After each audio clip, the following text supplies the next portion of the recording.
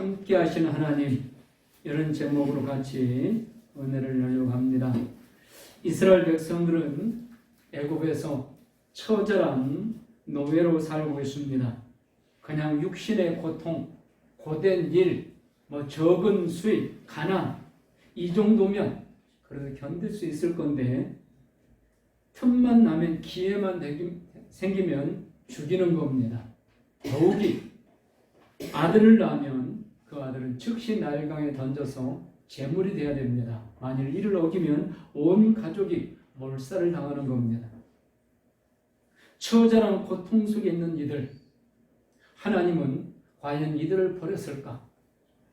하나님께서 수많은 민족 가운데 이들을 택하셨는데 이제 이들이 이런 고난 속에 있으니까 하나님은 이들을 버리신 걸까?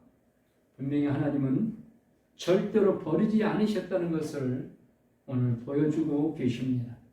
하나님이 이 백성들을 버리지 않으시고 계신다는 겁니다. 이 고난 속에 있는 이 백성들을 살리기 위해서 하나님은 한 사람을 택합니다. 80세의 노인인 모세를 택합니다.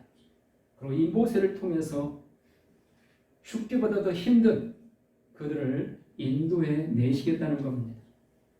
오늘 하나님은 모세에게 이렇게 말씀합니다. 내가 가라. 네가 가라. 내 백성을 거기서 건져내서 저 가나안 땅, 기름지고 복된 땅, 그리로 인도할 것이다.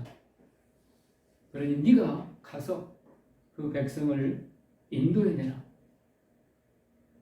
하나님은 모세에게 이 말씀을 합니다. 모세는 이 말씀을 들었을 때 무려 5번 이상 거절을 합니다. 아무리 생각해도 자기는 할 수 있는 자격이 없다는 겁니다. 노인입니다. 그리고 아직도 거기에는 정적들이 많이 기다리고 있습니다. 더욱이 이스라엘 백성들이 과연 모세의 말을 따를 것인가? 불보듯 뻔한 사실입니다. 따르지 않을 것이라는 것. 그래서 모세는 못 가겠다고 5번이나 이야기합니다. 그러나 하나님은 마침내 그를 강권해서 보내고 계십니다. 내 백성을 위해서 내가 너를 보낸다. 내 백성을 위해서. 여기 중요한 사실입니다. 목회자나 성도들이나 분명히 아셔야 될 게 있습니다. 하나님의 백성을 위해서 모든 것을 결정하고 선택하고 가거나 멈추거나 해야 된다는 사실입니다. 하나님은 내 백성이 지금 예배도 드리지 못하고 하나님 앞에 제사도 드리지 못하고 정말 죽지 못한 그 희생의 삶을 살 때 모세를 희생하면서라도 모세를 보내려고 하시는 겁니다. 모세는 하나님의 이 거룩한 뜻, 이 귀한 뜻을 깨닫지 못하기 때문에 5번이나 사양을 하고 거절을 하고 있습니다. 그러나 하나님은 마침내 모세를 강권하여 보내시고 하나님의 백성들을 이끌어내시려고 한다는 겁니다. 오늘 7절과 8절을 보면 하나님이 이렇게 말씀합니다. 여호와께서 이르시되 내가 애굽에 있는 내 백성의 고통을 분명히 보고 그들의 감독자로 말미암아 부르짖음을 듣고 그 근심을 알고 내가 내려가서 그들을 애굽의 손에서 건져내고, 이 하나님께서 모세만 보내신다는 게 아닙니다. 내가 내려가서 하나님이 가시겠다는 겁니다. 모세는 그냥 수종드는 종에 불과합니다. 하나님이 직접 가시겠다는 겁니다. 그리고 그 땅에서 인도하여 아름답고 광대한 땅으로 데려가려 하노라.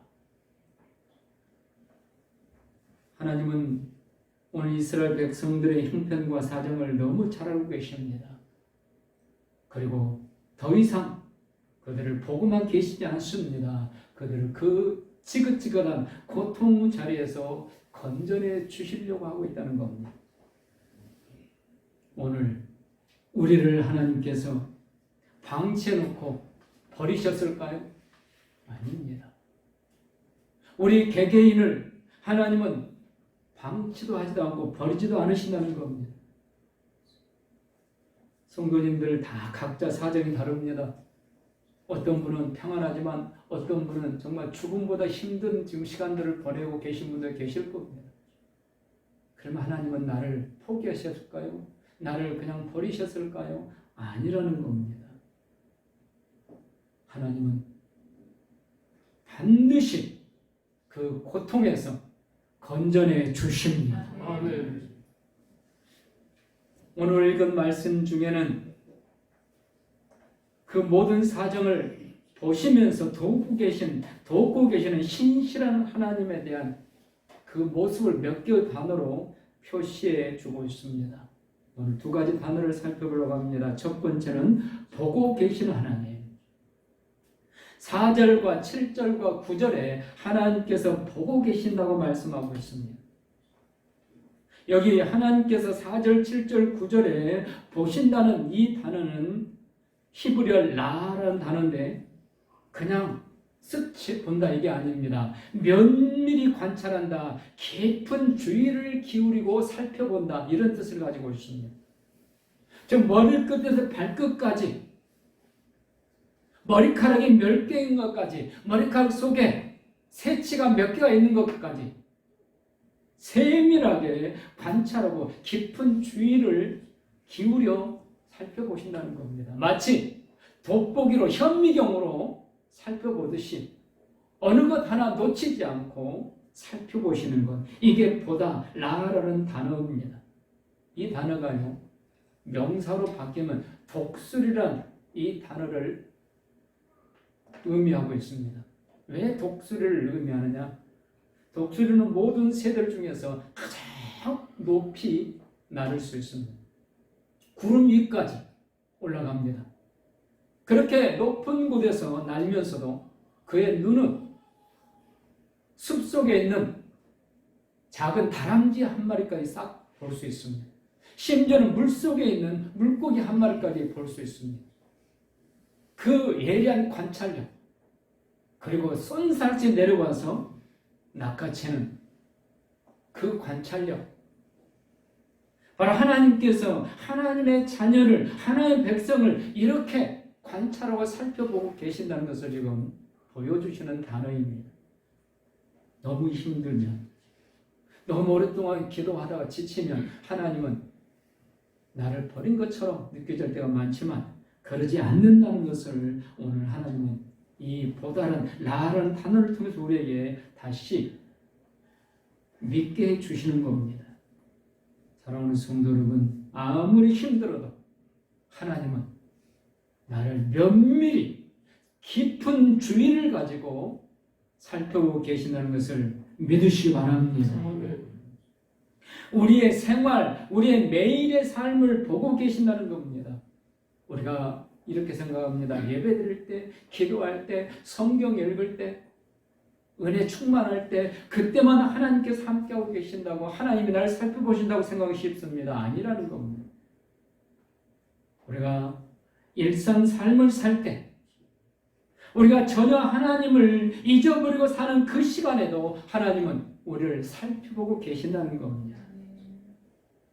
모세가 어디로 가든지 하나님은 계속 그를 살펴보고 계십니다. 그래서 모세가 나올 때를 알고 계십니다. 살펴보고 계시니까. 그래서 모세가 나오는 그때에 맞춰서 떨겨남에 불이 붙게 하셨습니다.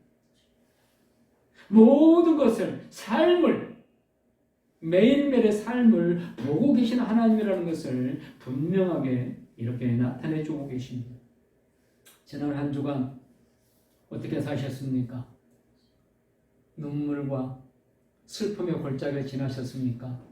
하나님은 그걸 다 보고 계셨다는 거예요. 하나님은 그걸 다 보고 계신 하나님. 특별히 하나님 우리의 고통을 보고 계신 하나님이심을 7절과 9절에 깊이 있게 강조해주고 있습니다. 여호와께서 이르시되 내게 애굽에 있는 내 백성의 고통을 분명히 보고, 내 백성의 고통, 여러분 내가 하나님의 백성임을 믿으시기 바랍니다. 내가 고통 가운데 있을 때 더욱더 믿으시기 바랍니다. 자녀들이 아플 때가 있습니다. 힘들 때가 있습니다. 그러면 자기가 아프고 힘들면 그때 우리는 그 자녀의 부모가 아닙니까? 여전히 우리는 그들의 부모입니다.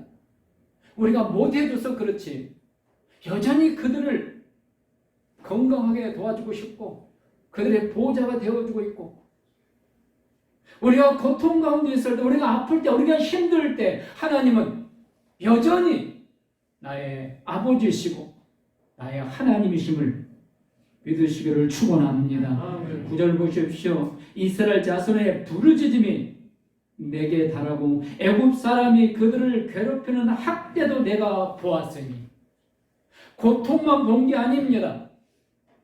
내가 학대를 당할 때 보고 계신다는 겁니다. 우리의 삶을 얼마나 면밀히 살펴보고 계신가를 지금 보여주고 계십니다. 인간인 우리가 우리 자녀들이 힘들 때 아파할 때 얼마나 우리의 신경이 집중됩니까? 하나님은 독생자까지 주셨는데 우리 육신의 부모와는 비교할 수 없는 하나님의 사랑이 있습니다. 그 사랑으로 우리의 삶을 매일매일 면밀히 살피시고 보호하고 계시다는 겁니다. 분명히 하나님 오늘 말씀합니다. 내 백성이라. 내 백성. 하나님의 백성이라는 겁니다. 여러분 우리가 하나님의 백성이 된 것 순전히 은혜인 줄로 믿으시기 바랍니다. 아멘. 우리가 마음이 착해서 우리가 믿음이 좋아서 아닙니다.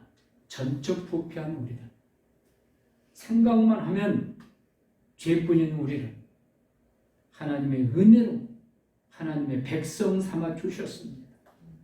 그리고 내 백성이기 때문에 우리의 고통, 우리의 눈물, 우리의 한숨, 우리가 당하는 학대 다 보고 계신다는 겁니다. 여러분 우리가 생각해 보면요, 우리가 자녀들에게 언제 더 마음이 더 많이 쓰입니까? 자녀들이 건강하고 공부 열심히 하고 자기 일 잘 알아서 하고 또 잘 나가고 그때보다는 자녀가 힘들어하고 아프고 고통스럽고 괴로워하고 학교 가는데 정말 무겁게 발을 질질 끌고 가고 하루 종일 그 자식 그 모습이 눈에 선합니다. 무슨 문제가 있을까? 우리가 힘들 때 하나님은 우리에게 더 관심을 집중하고 계시다는 것을 믿으시기 바랍니다. 우리가 그런 것 같아요.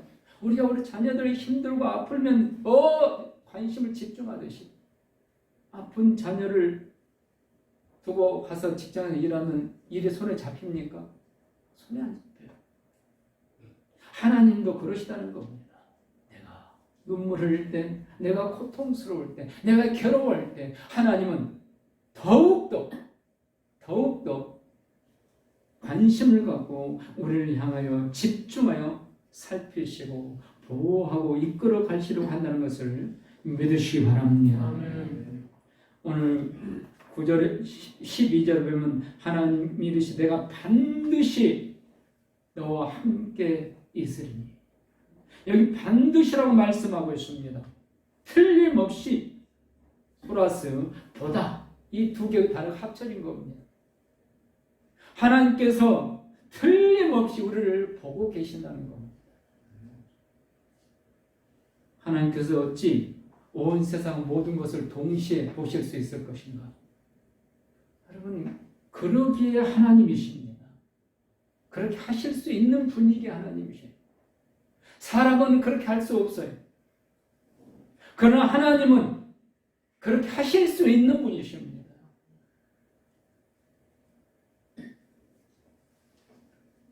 지난 한 주간 우리의 삶을 하나님이 지켜보셨습니다. 오늘 예배드리러 오신 그 모습을 하나님이 지켜보셨습니다. 지금 예배드리는 우리 모습을 하나님이 지켜보고 계심을 믿으시기 바랍니다. 특별히 눈물의 탐험, 가슴의 비통함, 하나님은 더욱더 살펴보고 계시다는 겁니다. 구약 성경에 한나라는 여인이 나옵니다. 그는 길거리를 다니면서도 눈물을 흘리며 다닙니다. 나는 마음이 슬픈 자잖아. 아들이 없었습니다. 딸도 없었습니다. 소원이 자녀가 있는 거였습니다. 이것 때문에 마음이 슬픈 여자 울고 다닙니다. 하나님은 이 여인의 눈물을 마침내 웃음으로 바꾸어 주셨습니다. 사무엘은 위대한 선제만 준 게 아닙니다. 그 위에 또 아들, 딸들을 주십니다. 사렙과 과부가 극한 가난의 고통, 이제 마지막 한 줌의 밀가루로 한 방울의 기름으로 빵을 만들어서 아들을 먹이고 둘 다 굶어 죽어야 됩니다.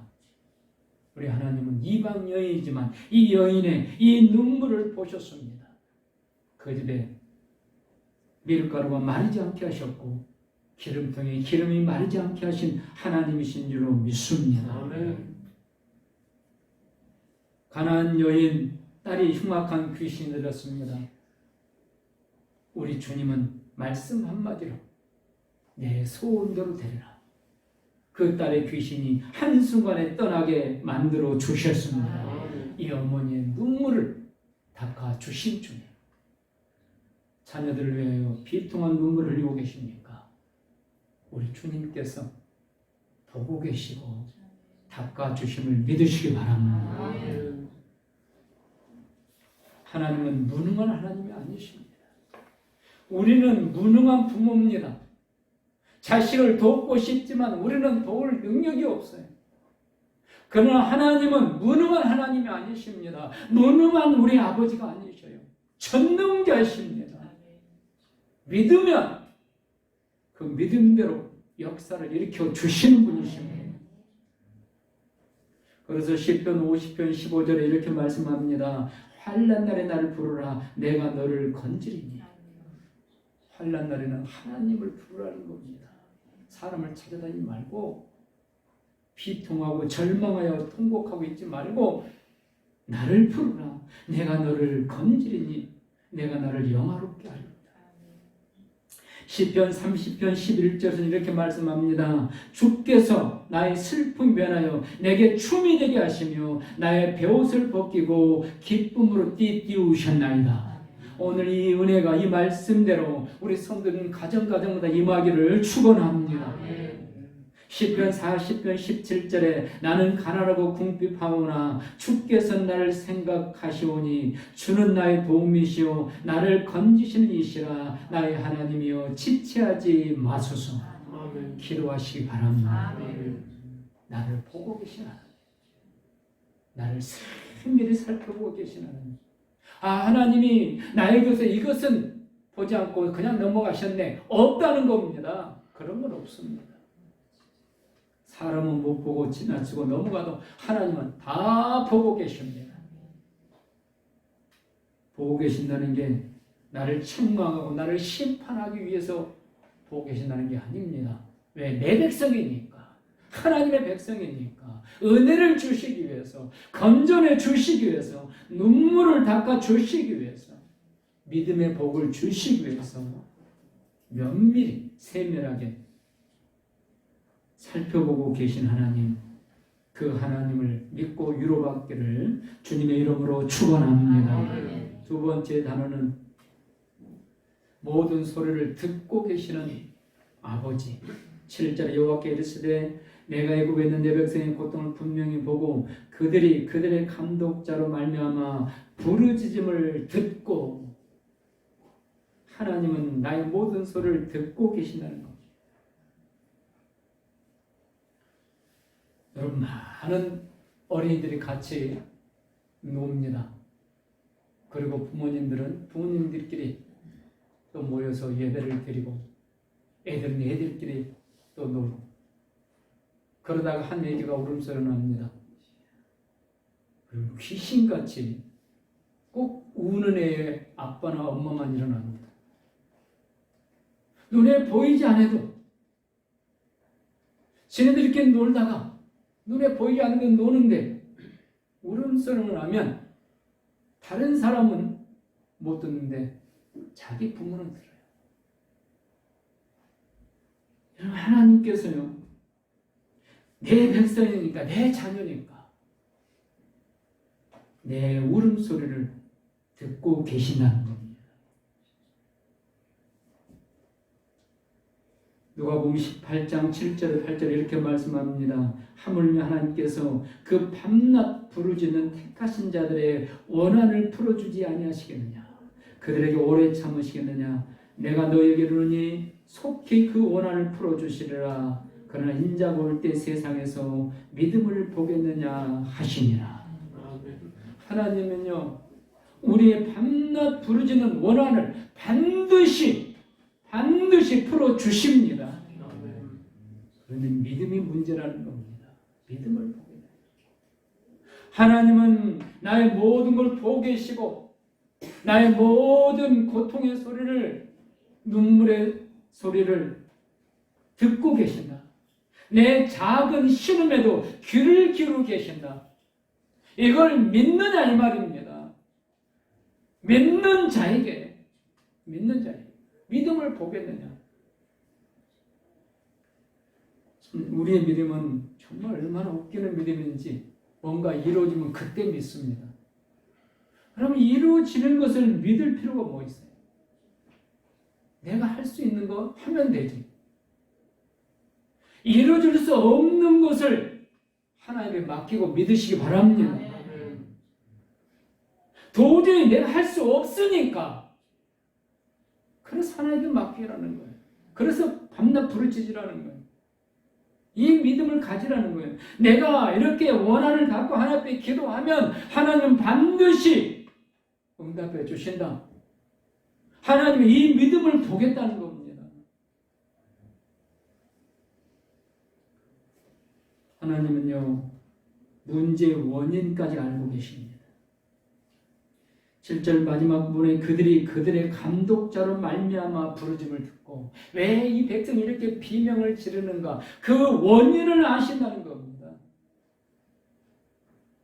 사람들은요, 다른 사람을 도와도 근본적인 원인을 모르고 돕는 경우가 많이 있습니다. 그런데 하나님은 근본적인 원인을 알고 도와주신다는 겁니다. 감독자로 인하여 부르짖음, 비통한 그 비명소리, 누구 때문인가, 무엇 때문인가, 하나님은 그걸 알고 계신다는 겁니다. 그래서 그 원인을 제거해 주십니다. 문제를 해결해 주신다는 겁니다. 이 자녀가, 이 백성이 이렇게 비통한 눈물을 흘리는 것은 돈 문제구나, 자녀 문제구나, 직장 문제구나, 건강 문제구나, 인간관계 문제이구나. 하나님 그 근본적인 원인을 아신다는 겁니다. 그리고 그 원인을 해결해 주시는 하나님이십니다. 사랑하는 성도 여러분, 사람들에게 자꾸 이야기할 필요가 없습니다. 하나님께 기도하고 하나님께 맡기면 하나님의 원인을 아는데, 사람들은요, 원인을 몰라요. 근본적으로 어떻게 해결해야 되는 걸 모릅니다. 하나님만이 아십니다. 하나님은 만물을 지으신 창조주이십니다. 그리고 그 만물을 지금도 통치하고 다스리고 계신 하나님이십니다. 그러므로 그 하나님께서 그 원인을 해결해 주실 수 있는 유일한 분이십니다. 그 하나님이 지금 나를 살펴보고 계시고 나의 한숨 소리를 듣고 계시고 심지어는 내가 마음속으로 묵상하는 것까지 다 듣고 계시는 하나님이신 줄로 믿으시기를 축원합니다. 말씀을 마칩니다. 제가 이거 몇 번 말씀드렸던 내용인데요, 제2차 세계대전에 가장 처절한 희생을 당한 사람들은 유태인들입니다. 유태인들은 300만 명 이상이 처절하게 죽임을 당했습니다. 목욕탕이라고 밀어넣는데 그건 가스실입니다. 물이 나오는 게 아니라 가스가 쏟아집니다. 독일 그 군인이 총을 가지고 마당에 노는 닭들을 쏘아 죽입니다. 그러다 지나가는 유태인도 쏘아 죽입니다. 마치 닭 한 마리를 죽이듯이 조금 더 꺼리낌도 없이 처절한 고통을 당합니다. 유태인들이 시간이 가면 갈수록 가장 두려워하는 게 바로 목욕탕으로 끌려갑니다. 하루 종일 공장에서 일을 합니다. 땀이 범벅이 됐습니다. 냄새가 납니다. 그래도 목욕탕에 가는 걸 두려워합니다. 왜? 가면 가스실에서 죽게 되니까. 돌아오지 못하니까. 정말 불행한 시간들이었습니다. 그들이 하나님께 부르짖습니다. 아무리 부르짖어도 그들의 고통은 끝날 것 같지 않았습니다. 그때 그 비참한 그 상황을 현 유대인들도 부르는 노래가 있습니다. 지금 유대인들도 그때 그 비통한 상황을 부르는 노래가 있어요. 아니마민이라는 노래입니다. 아니마민. 우리나라로 하면은 나는 믿는다. 이런 뜻을 가지고 있습니다. 이 노래를 언제 부르냐면 그 고통의 수용소에서 유대인들이 마음속으로 속으로 입으로 응얼거리면서 불렀던 노래입니다. 나는 믿는다. 가스실에서 사람들이 다 죽어서 돌아오지 못하는데 여전히 이들은 응얼거리면서 이 노래를 부릅니다. 이 노래는 누구에게서 시작됐을까? 이 노래 가사 중에 이런 가사가 있습니다. 우리는 구세주가 오리라는 걸 믿고 있습니다. 그러나 그는 조금 늦게 오십니다. 이게 주된 내용입니다. 하루도 빨리 독일이 망하고 전쟁이 끝나고 그러면 죽지 않을 건데 근데 그 구주는 오시지 않는 거예요. 그럼에도 불구하고 구세주가 오시라는 걸 믿고 있습니다. 그러나 그는 조금 늦게 오실 뿐입니다. 여러분, 과연 우리에게 이런 믿음이 있을까요? 이 노래가 시작된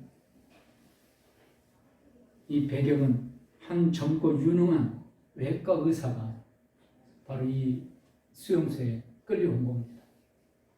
이 젊고 유능한 이 외과 의사도 이 독일인에게는 한 유태인에 불과합니다. 죽여야 될 이유와 구실을 가지고 죽여야 될 한 유태인에 불과해요. 그런데 이 외과 의사는 어떻게든 살고 싶었어요. 그래서 이 수용소에 이 목욕탕에 끌려가지 않기 위해서 그는 깨진 유리 조각을 줬습니다. 깨진 유리 조각을 숨겨가지고 아무도 모르게 매일 새벽, 캄캄한 새벽에 자기 얼굴을 깨끗하게 면도를 합니다. 항상 매일 새벽, 어떤 날은 찢어져서 피가 나기도 하죠. 그래도 깨끗하게 면도를 합니다. 이 독일인들이 이제 색출해서 그 가스실로 보내는데 이 젊은 외과 의사는 차마 보낼 수가 없는 거죠. 너무 젊은 데다가 혈기도 있는 데다가 항상 외모를 깨끗이 하고 있으니까 다른 사람들은 인생을 포기한 것처럼 탑술겨 있는데 이 사람만은 항상 면도를 깨끗이 하고 있는 겁니다. 그래서 차마 이 사람을 보내지 못하는 겁니다. 이렇게 시간을 지내면서 이 의사 입에서 헝얼거리는 노래가 나오기 시작합니다. 바로 이 시작된 노래가 아니마민이란 이 노래입니다. 그러다가 2차 대전은 독일 패배로 끝났습니다. 그리고 이 의사는 죽지 않고 살아났습니다.